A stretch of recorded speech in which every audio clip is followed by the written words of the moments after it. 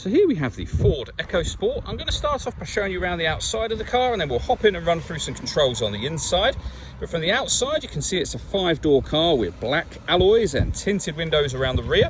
Let's start off inside the boot and then work our way around the rest of the car from there. To approach the back of the car, you'll see we have reversing sensors, plenty of boot space as well, along with that 60/40 split folding rear seat, should you wish to increase that space even further. Okay, so we're just going to work our way back round to the front of the car, and then we'll hop in and run through some controls on the inside. But now that we've done a full circle of it, you can see it's in excellent condition the whole way round. Just briefly before we climb in, I think it's well worth seeing the interior from this exterior point of view. There's plenty to run through on the dashboard, so let's hop in and we'll do that now. Okay, now that we're inside the car, we're going to start with the dials. On the left-hand side, we have the rev counter, and on the right-hand side, the speedometer. At the bottom in the middle, we have the fuel gauge, and above that, the total miles for this car, which are 22,707. There's a button on the end of the indicator stalk that will change the information that's displayed there for various different bits of trip computer info.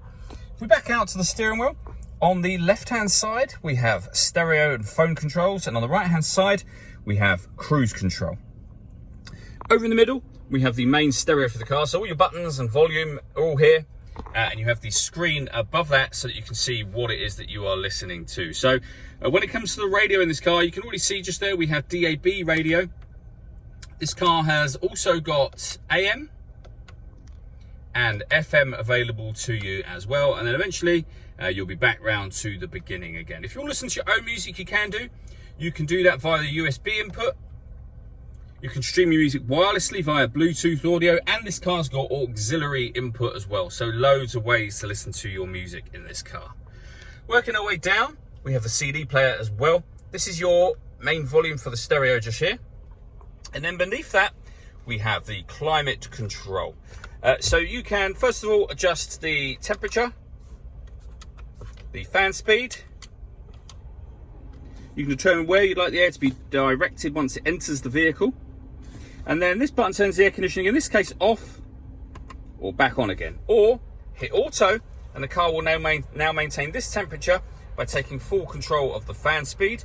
To override it, just readjust the fans to put it on whatever level you want it on, and put it back on whatever setting you want it on here. We have a heated rear screen and a proper heated front screen as well. Underneath that, we have heated driver and passenger seats, both with 2 different heat settings each. We have a 5-speed manual gearbox, a 12-volt charging socket, and the auxiliary and USB inputs that I mentioned a moment ago. All that leaves me to say is thank you for taking the time to watch this video. If you'd like to come and see the car in person and have a test drive, please feel free to call any of our MJA sites. We'd love to hear from you soon.